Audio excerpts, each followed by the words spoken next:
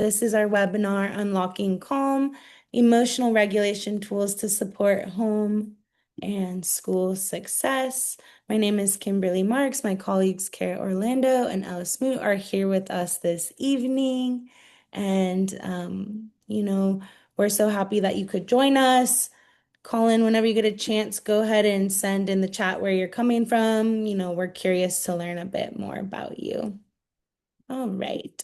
So, a bit about us. We have 35 years of combined experience.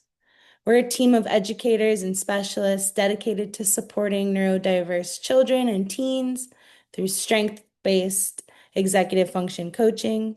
We're all recent graduates of the Executive Function Coaching Academy, and we share a belief that children and teens succeed when they are taught skills in supportive and respectful ways.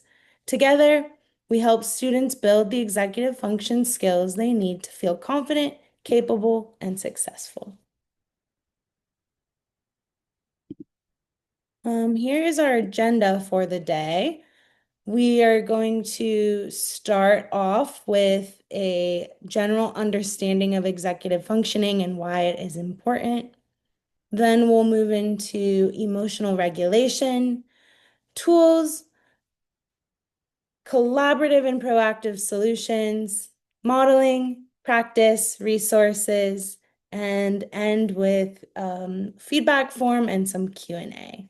So if you could just now take a moment to write down a recent meltdown or stressful moment that you had or observed.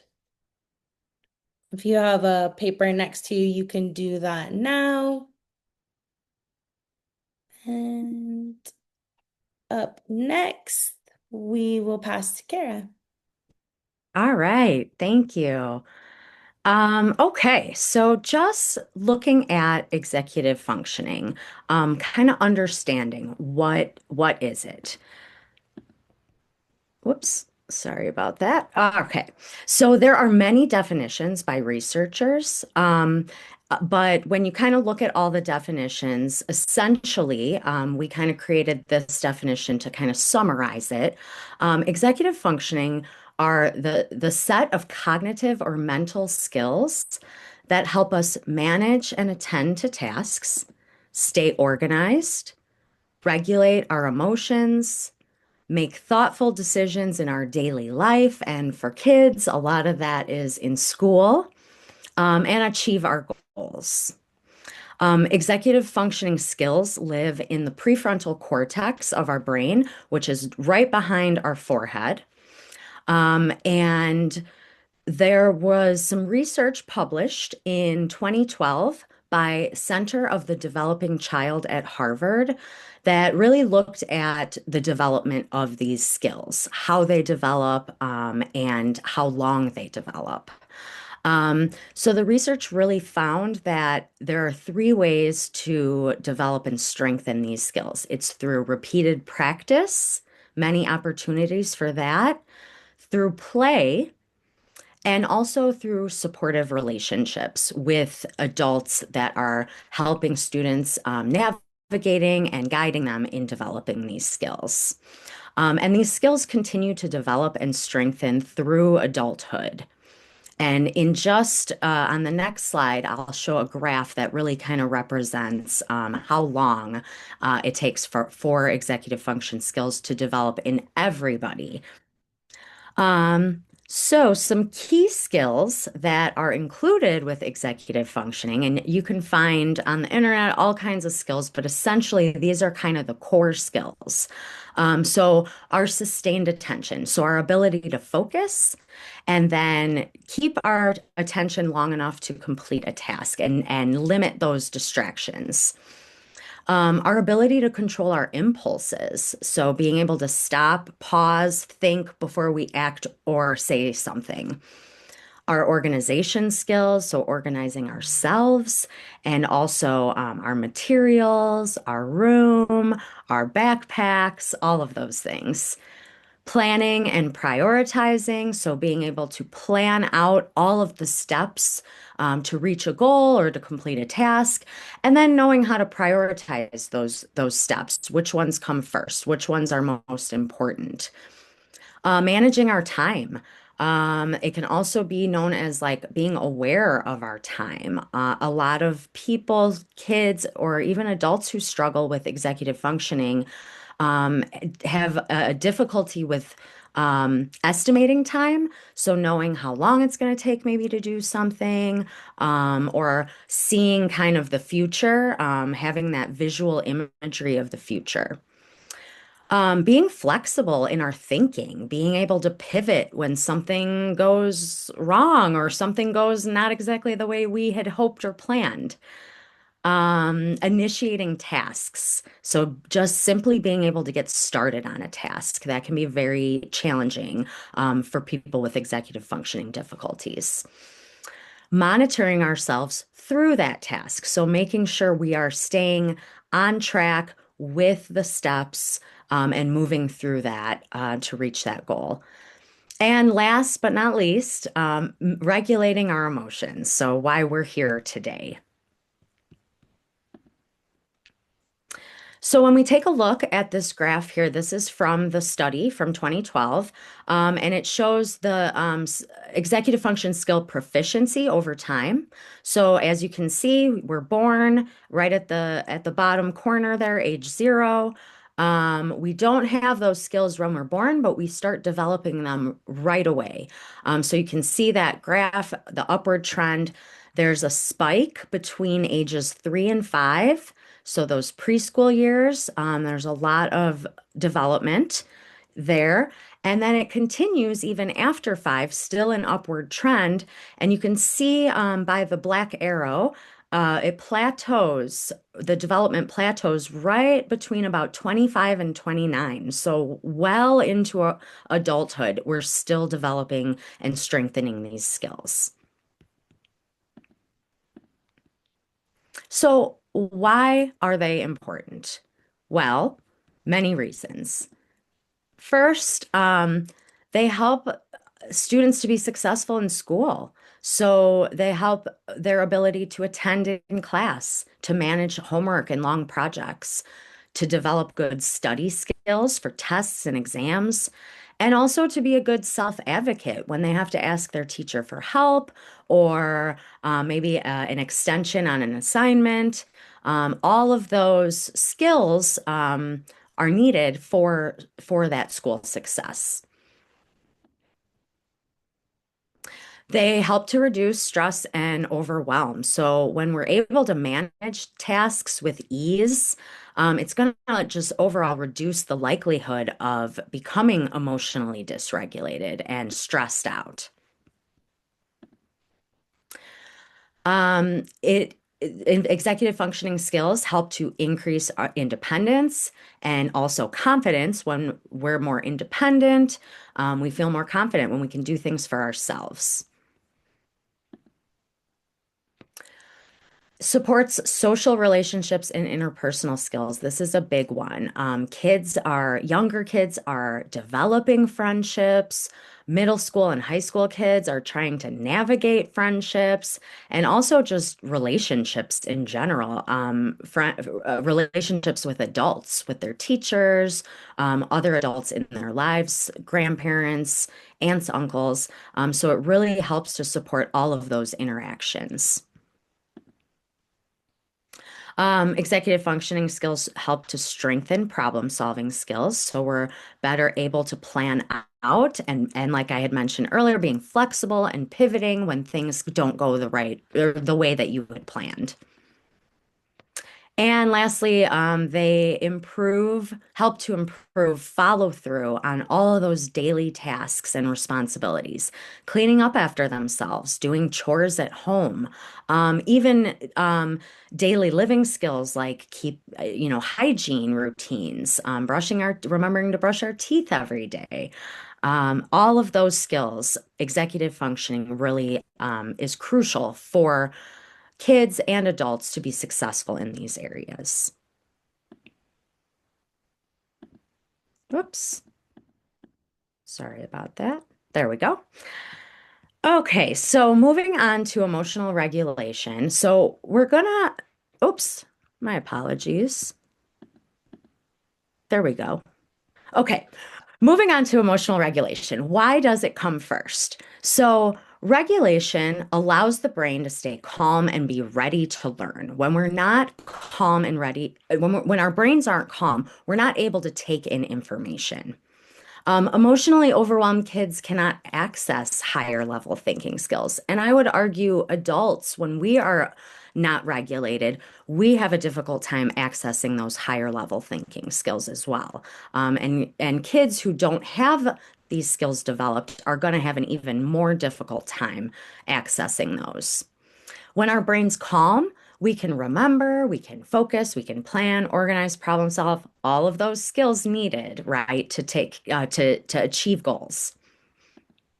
And lastly, strong regulation leads to improved behavior, improved communication skills, and just overall decision making, being able to make decisions throughout our day.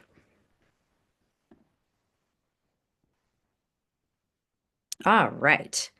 So when we look at the neuroscience behind emotional regulation, there are really two teams or two players in this game. So the players are the emotion team and the thinking team. So the emotion team is the limbic system, which is that red part on the picture of the brain there. And there's a very dynamic interplay that happens between that emotion team and that thinking team. So essentially, what happens is when there is a detection of a threat or some sort of emotional trigger, one part within the limbic system that is activated is the amygdala. And when the amygdala is activated, it initiates an emotional response.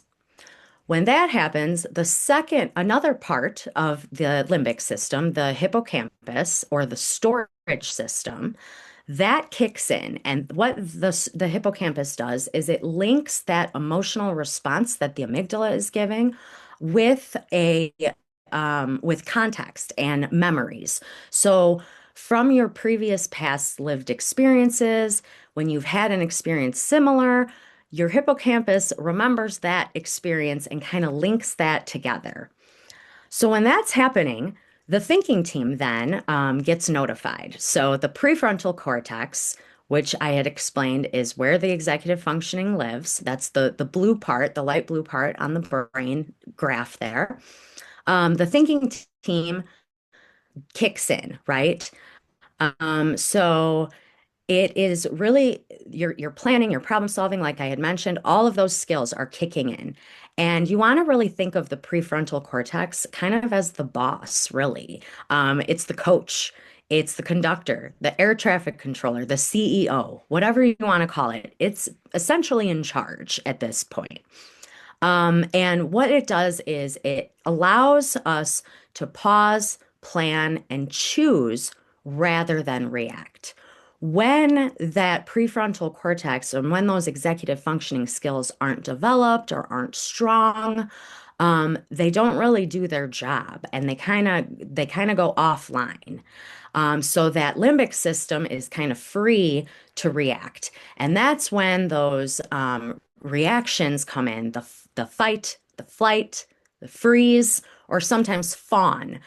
Fawn is not as commonly known, but that's kind of when those people pleasing. So it's the people who are smoothing things over to avoid any kind of conflict. So why does it matter? Well, stress hijacks the brain completely. So like I had mentioned, that amygdala activates, and when that prefrontal cortex, when those skills aren't strong, it just goes offline. And then listening and reasoning really become very difficult, if not impossible at that point. So the brain needs to really be calm before any kind of teaching, learning, talking, reasoning, any of that can occur. And in this moment, consequences are not going to matter at all. They're not going to do anything. And it is adults' tendency, right, to kind of set those expectations and those boundaries. But When the brain's not thinking clearly, none of those are going to really even be absorbed, and they're just not going to work.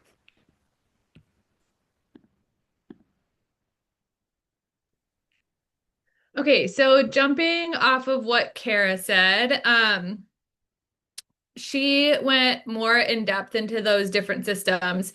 There's kind of like a simpler way to think about it using our hand. And this is kind of just to give us an idea. And this is also something that people can teach their kids if they want to help them understand. So in our hand, the wrist represents the brainstem and the cerebellum. And so that's doing things like keeping us alive. So managing our heart rate, keeping us conscious, managing our blood pressure. So that's happening. And then cerebellum is working with brainstem to do that. And so that's what the wrist represents. And then our thumb represents the limbic system. So there's more that goes into the limbic system than just the amygdala, but for this model, I really just stress the living of the amygdala there. And then our fingers represent our prefrontal cortex. So that's like what Kara said, the problem solving, regulation, self-control, logic, the CEO of our brain. And so a good way to explain this is when we flipped our lid, this prefrontal cortex goes offline and is not able to support our limbic system in staying, excuse me, regulated, problem solve, like be able to solve problems, be able to have self-control or use logic. And so it's okay if our lid gets flipped, but having tools to get the prefrontal cortex back online is really important. And we can't learn any of those tools unless everything is in working order and we're feeling regulated. So I'll get into some of those tools. One of the tools we use, and we offer a couple resources at the end of this. This might be a little younger for at least teens, I would say, but this is really good for kiddos kind of just starting to get to know emotions and be able to talk to them, talk about them. And so one way to do this that like takes the weight out of strong feelings is the zones of regulation. And so this is the blue zone is like that lower feeling. So bored, tired, sad. Green zone is regulated. So calm, happy, okay, focused. And then the yellow zone, you're kind of like starting to amp up. So frustrated, worried, energetic, like super happy. And then red zone is emotions like overjoyed, wild, angry, really frustrated. And that is definitely a flipped lid zone. And at times that could also include the yellow zone and the blue zone for not having that prefrontal cortex online. And so, really starting to use this tool to name emotions takes out the weight of the emotions and starts to give language to what's happening. And so, not saying that we have to be in the green zone at all times, it just starts to help us like track what's going on in our bodies, realize that, okay, I'm in the yellow zone, and now I kind of need to make a decision based off of that and not try to problem solve, not try to do something important. I need to actually like use some tools to get back into the green zone. Another tool that's super important is to know about is co-regulation. And so that's really knowing that as adults, we have a lot of power over our children in terms of like staying regulated and the emotions that we have when our children are feeling a strong emotion. So when our children are feeling a strong emotion, and we use a lot of strategies to keep ourself calm and our lid not flipped. We then we then pass that on to our child and they will eventually calm down as well. I'm not saying that just by being calm, your child will be calm all the time. This is more just recognizing if our child is dysregulated, instead of us also getting dysregulated, which is a common thing, seeing as how emotions are a difficult thing to experience, but bringing ourselves to stay regulated, it helps our child stay regulated. And so on the slide are a couple ways to do this. And so modeling is a big thing to do. Saying something like, I'm feeling overwhelmed right now. I'm going to need to step aside and take a couple deep breaths. Or doing, and Kimberly is going to get into a couple of these ideas further down the road, but doing heavy work together, lowering your body position, lowering your voice, stopping talking, kind of like tuning into what is continuing to create my child being dysregulated, and like checking in on yourself and doing what you need to regulate yourself and model that for your child.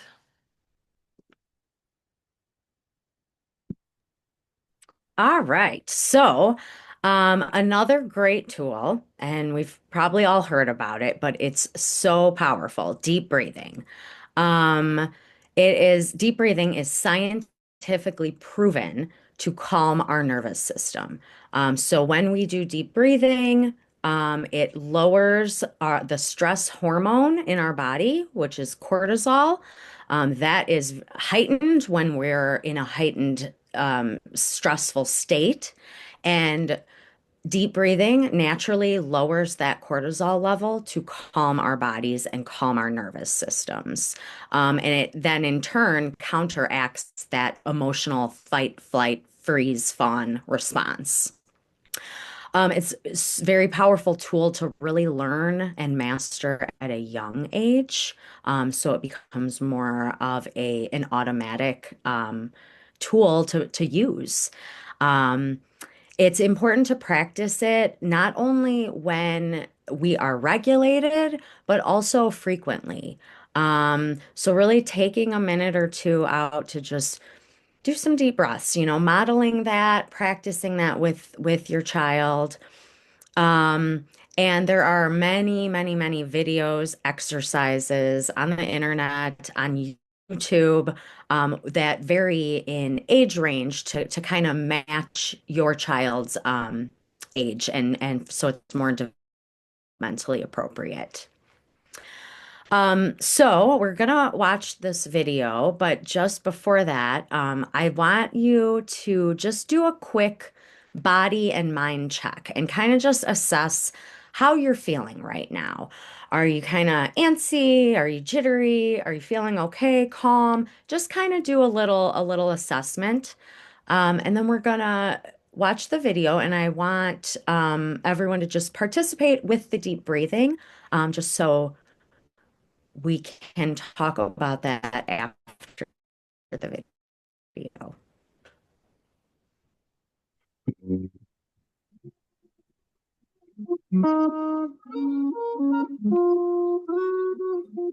Breathing is fundamental. We can go without food and water for a short time, but breathing we can only go without for a few minutes. It is also one of the things that is affected most by emotional changes. We often notice our breathing changes when we are having an emotional reaction to something. This can also affect our heart rate. It is one of the first signs that perhaps something is not quite right. Breathing is one of the most effective ways to help us stay calm and focused. Breathing techniques are not just for spiritual people or hippies, they are for everyone. Breathing techniques are one of the best skills to master, as you don't need any equipment, and no one even has to notice that that is what you are doing to stay calm and focused. By practicing deep, calm breaths, we can let go of any emotions that are taking hold of us and stay focused in the here and now.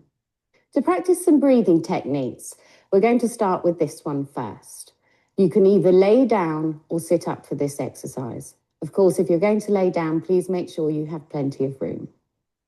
Okay, so to start, place your hands gently on your stomach, so they're gently touching. Take in a deep breath through your nose and out through your mouth. As you notice your breath going into your body, you will feel your stomach inflate like a balloon. As you exhale through your mouth, you will feel your stomach flatten again. Let's try this together.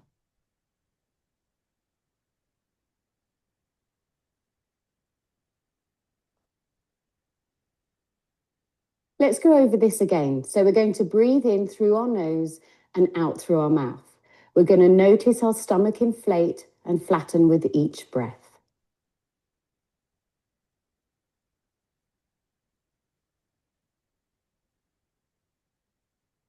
You can do this several times until you start to feel more calm and focused. If you notice your mind starts to focus on other things, then gently bring it back to your breath. We're now going to look at another breathing technique called square breathing. So if you imagine a box, like so, we're going to inhale through our nose, hold, exhale through our mouth, and hold again. You repeat this until you feel calm and focused. We're going to look at one more breathing technique, and this is called 5-finger breathing. So if you hold up your hand, you can use your hand to focus your breath. So we're going to breathe in through our nose and out through our mouth. In and out. In and out.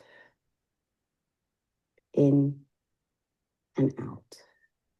You can use these breathing techniques anywhere, and the more you practice, the easier it becomes. Why don't you try this together now? Have a go at each of the breathing techniques that we've just looked at. All right. So if you can, I just want you to put either a thumbs up in the chat if you noticed yourself feeling a little more relaxed, a little more focused, a little more energized, maybe, or if you want to say exactly what you were feeling, either a thumbs up or exactly if you don't mind doing that.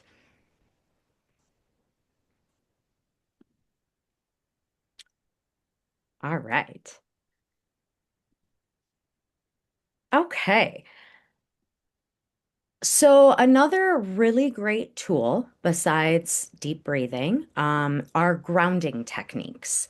So grounding techniques use our senses, our body, and our mind to essentially draw us back or anchor us in the present moment.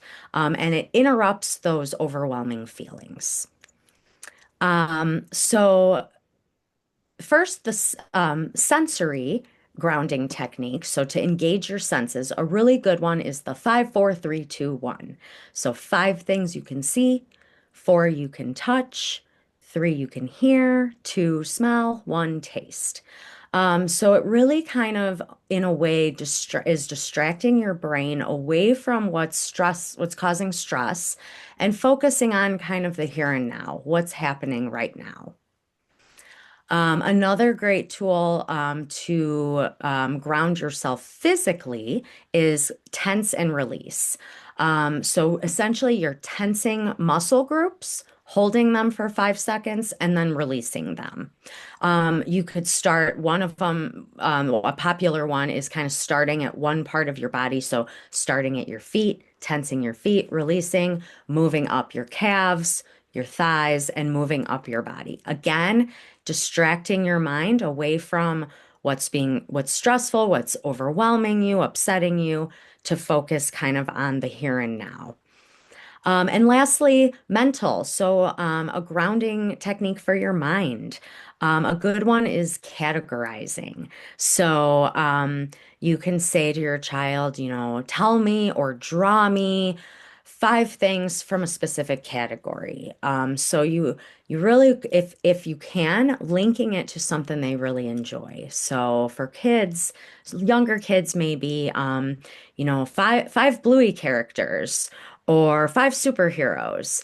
And for older kids, it could be, 5 sports or 5 brands of makeup. Really just kind of focusing on what they enjoy too. That's going to help them to focus on this technique and actually be able to complete it. So some of these tools are really they're meant for all ages, right? But a lot of them do seem little kiddish maybe, and I could see maybe our teenage student kids not really buying into it as much. But a good way to frame this for them is first of all saying, everybody uses these no matter what age. And it's really a way for us to just gain control back. These are just brain hacks that everyone uses. Adults use these all the time. So kind of reframing it, making it more mature for them, and normalizing it that it's a tool that everyone uses, not just little kids. All righty. Thank you so much. So we're going to move on to collaborative and proactive solutions. So you might be thinking, so this is only about emotional regulation, but this is a kind of first step into what might be next. And at times it may take a minute to get emotionally regulated. It might take a full day to get emotionally regulated. And so collaborative and proactive solutions is a trauma-informed, neurodiversity affirming model of care credited to Dr. Ross Greene. His work is widely used at Think Kids, and then he runs his own nonprofit called Lives in the Balance that has a ton of great resources on this. So this is just a brief intro on kind of what you can do once your child or teen is emotionally regulated. And so, like I mentioned, this is a model of care. It's non-punitive, non-exclusionary, and it's basically when your teen or child is calmed down and you are as well, what can you do next? And so the key ideas of this approach are that children do well if they can, not if they want to. Challenging behavior comes from lagging skills, not from lack of motivation. All children want to do well. And so this approach, it focuses on solving the problem and it does not go into any punishment. And so this process is made up of 3 steps. The first step is the empathy step, where you would understand your child's concern and perspective. The second step is to define your adult concerns, because as the adult, as Ella mentioned, you have the responsibility to help your child regulate their emotions and then also work together to solve these problems. So you must define your concerns calmly and clearly. After that, the invitation step is where you work together to find a realistic, mutually satisfying solution. The goal of this approach is to build skills, strengthen relationships, and reduce challenging behaviors. And so we're going to go into the empathy step in a bit more detail now. So this is where you would understand your child's concern or perspective. You will listen without interrupting. You can reflect back what you hear. You can validate their feelings, not their behavior. And you'll show curiosity, not judgment. And so in this webinar, I'm going to go over a specific scenario that might feel familiar to you, or you might have heard others speak of it. But let's just go with the example of a 12-year-old child breaking a tablet. Okay, and so you've gone through some of the tools to identify what they were feeling in the moment, right? The zones of regulation. You've done some grounding techniques. Maybe you did the 5, 4, 3, 2, 1, and they're at a place where they're in the green and they're able to now express, how they were feeling in that moment. So the child might say, I felt really angry. So I broke the tablet. I needed to get my anger out, so I broke the tablet. And then as the adult, you could respond and say, so I heard you felt angry, and so you broke the tablet, right? So you're just being a mirror in that moment, reflecting back what you said. And it's hard, right? Like, because you're feeling charged as well, but it's important to validate that feeling of anger that they had in that moment. And in the empathy step, you are showing curiosity, so not judgment. A behavior does not define a person. A behavior does not define like our essence. And so you can show curiosity in that moment by asking questions. Like, tell me more about that. So then the next step after you've given them empathy in that moment is to define your concerns as the adult. And so you can share your concern calmly and clearly. You'll want to be specific and neutral. And, for this approach, when you're expressing your concern as the adult, you want to focus on safety, learning, or health. And so, for this specific example of the broken iPad, right, like I'm really concerned about your safety because now we have shards of glass broken from the tablet all around the house, and I don't want you to get hurt. Please avoid blaming them or lectures or ultimatums in this moment. And then just keep your concerns brief and respectful. Lastly is the modeling and invitation step. And so you might be wondering, what does modeling look like? Well, it's demonstrating how to think out loud while you're problem solving and showing it in a calm and respectful manner. So you can illustrate how to generate multiple possible solutions. So in this moment, the teen or the child, they're seeing it in a very black or white kind of like answer to their problem. They aren't seeing that there could have been many different possible solutions. And so you would model a willingness to compromise and adjust. And how you may use modeling effectively, and this is kind of the most important part of this slide, is using language like maybe we could try, or what if we try, or another idea is.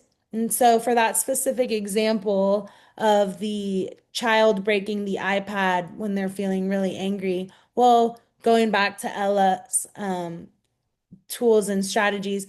Well, maybe when you're feeling really angry, you could try some of that heavy work and you pushing something really heavy like a stack of books just to get that anger out. Or what if we could try using your weighted blanket, right? Just that kind of feeling of pressure, and that sometimes helps get some anger out.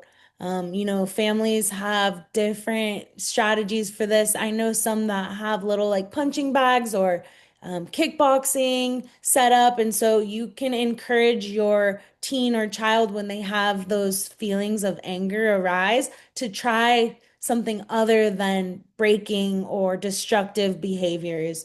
And so, yeah, it's all really just about showing curiosity instead of judgment, staying collaborative and not trying to control the situation, checking in if the solution works for both of you, because they might suggest, like, I'll run a lap around the neighborhood. And you're like, well, that's not really going to work for me. It's not safe for you, right? So you'll want to find a solution that works for both of you. And then the purpose of modeling is it teaches kids how to brainstorm, it builds flexibility and their own empathy, as well as taking on others' perspectives.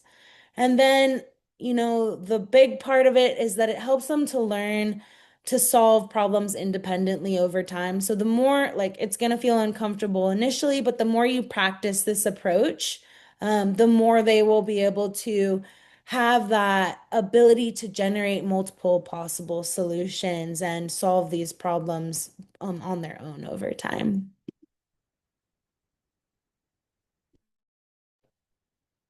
Thanks, Kimberly. Okay. So, if you haven't yet, go ahead and write down a recent meltdown or stressful moment that you had or observed. And we'll do a survey. I'll go ahead and give you 30 seconds to either think about a moment, or jot it down quickly, and then I'll go over our survey.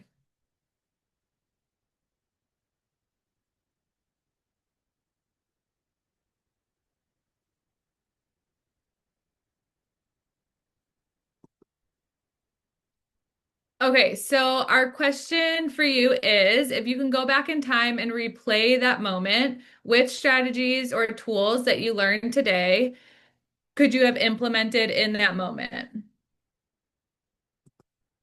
So offer empathy, deep breathing, grounding techniques, step away and take a break, identify the feeling, define parent concern, or co-regulate. So we'll go ahead and do a survey. Go ahead and just click on your screen the things that you would do,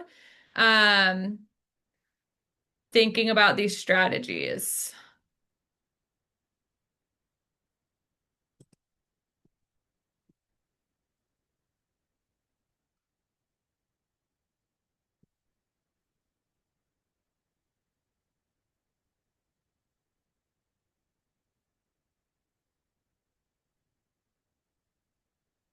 Okay, and then Kimberly, when you see a few answers, we can go ahead and close the poll.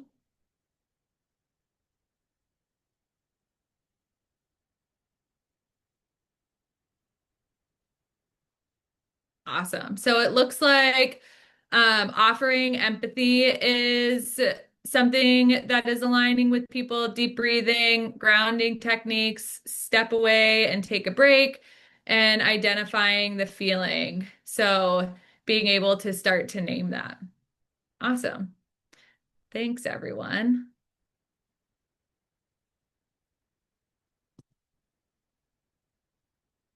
Okay, so we're nearing the end here of our presentation. So we want to leave you all with a couple resources. So linked here, and also we'll send it in a follow-up email, is the zones of regulation image that I showed earlier, and that's zones by colors. That also is this "How are you feeling" poster. It's similar to the zones.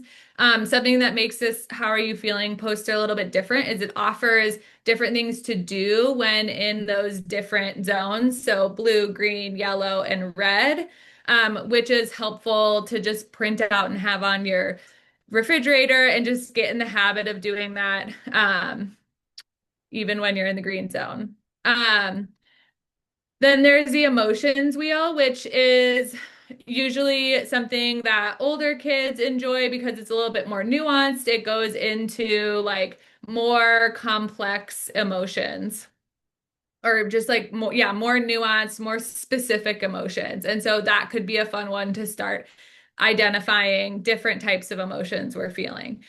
Something just that I want to be clear about is that being able to recognize our emotions is the first step in being able to regulate our emotions. And no emotions are bad emotions. It's it's how we are able to feel that emotion fully, safely, and then be able to feel regulated again, to have that prefrontal cortex back online. Okay, and then we're leaving you all to try one thing. So, um, we're hoping that everyone could notice when you or someone else is in the yellow zone and also notice what you're feeling in your body and or what you observed in someone else. And those are very basic. You can take it to the next step of how did you react or how did that person react and what can you do to have a safe reaction instead of maybe something that either damaged a relationship or something like that. So those are kind of like the next steps. But if you were to do just one thing, noticing being in the yellow zone and what you're feeling in your body. And our hope is that we'll have people back for our second webinar. And so you can do this between now and then. And then hopefully share when we're back at our second webinar.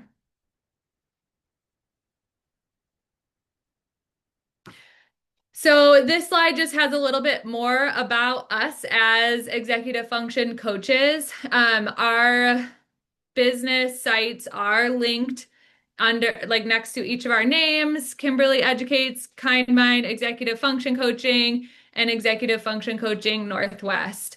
And really our goal is to support and educate people of how to support executive function skills.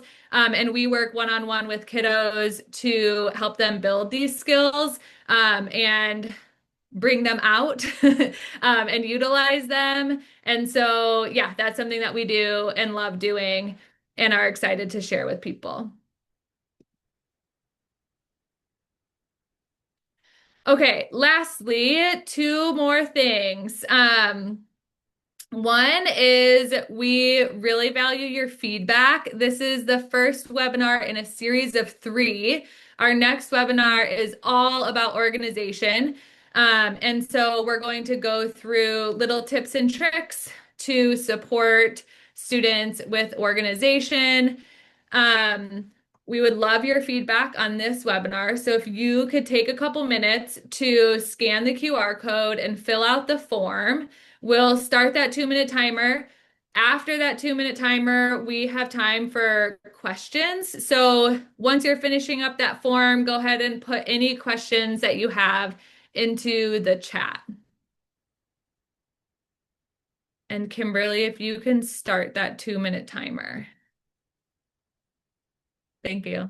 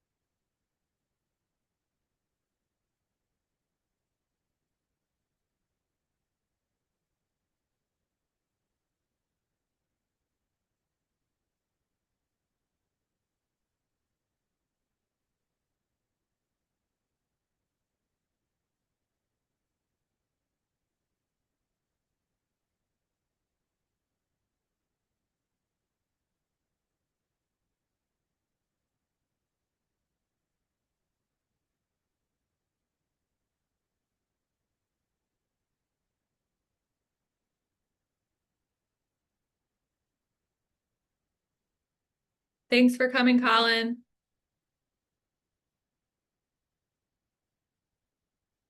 Okay, Kimberly, or actually, I could just continue. We can pause that. Okay. One of the questions we have in the chat is, what if my child is resistant to using these tools? Thank you, Grace, for your question. So that is very common, right? So That resistance is a normal human reaction. I kind of mentioned like any person, any human being trying something new is going to be resistant to that change. And that's how you know that change is occurring, that friction. And so it doesn't mean that the tools aren't going to work. It just means that they're going to take time. And so you might be wondering, why is my child resistant to this? And so they might be feeling out of control in that moment, and they're in a space where they can't be told what to do. They might be in a current state of a meltdown, and in that moment, their brain is not ready. And so they may developmentally just not be ready for the tool or strategy you're trying to implement in that moment. And so what you can do is you can teach outside of those emotional moments. So if you're on a road trip and you're just like trying to fill the time, you could just have a conversation about like, oh yeah, like you could try this if you're feeling really angry. Like it doesn't have to be in the exact moment that they're feeling angry because it's not going to settle. You can also offer choice and flexibility. And so a lot of times when the teen feels it's their choice on how they get to, use the tool or strategy, like, hey, do you want to do grounding, 5, 4, 3, 2, 1, or do you want to do give me five to help you calm down in this moment? It will help them take accountability and feel more engaged in that. And then um you can also model the strategy yourself, which we talked about earlier as well. And then it's just important to start small and really connect with your child and your teen in these moments. Thank you, Grace. Thanks, Kimberly. We have another question. My son gets upset when he can't play video games. What should I do to get him to stop? That's a really good question because well, I'm just laughing because that just happens to me a lot, where I'm having to have kiddos get off computer games. And it makes sense because video games they give a lot of dopamine. And so kiddos experiencing either ADHD or just executive function dysfunction are searching for that dopamine. And so one thing that you can do is you can um like pre-teach expectations. So you can say something like the expectation is that you're on it for 30 minutes no matter where you're at. We're going to stop then, and kind of lay out exactly what's going to happen, or have your child explain exactly what's going to happen. Using timers is also a really good tool, especially for kids who have time blindness, which is also something that comes along with executive dysfunction. And so being able to see that visual timer as it goes down and be able to do that, or be able to see that. The last thing is to co-regulate through the upset. So if your child is upset when the video games are done, saying something validating like, I see that this is making you really upset, or I see that you're upset, and that's okay, you're safe.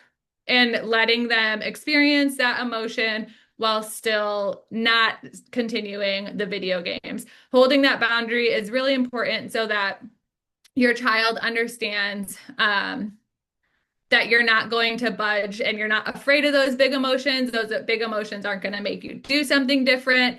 You're going to continue with your expectation. Thanks for that question. We got another question before the webinar from someone who couldn't make it. And it was, what do I do if my child is running away? Okay, I can answer that one.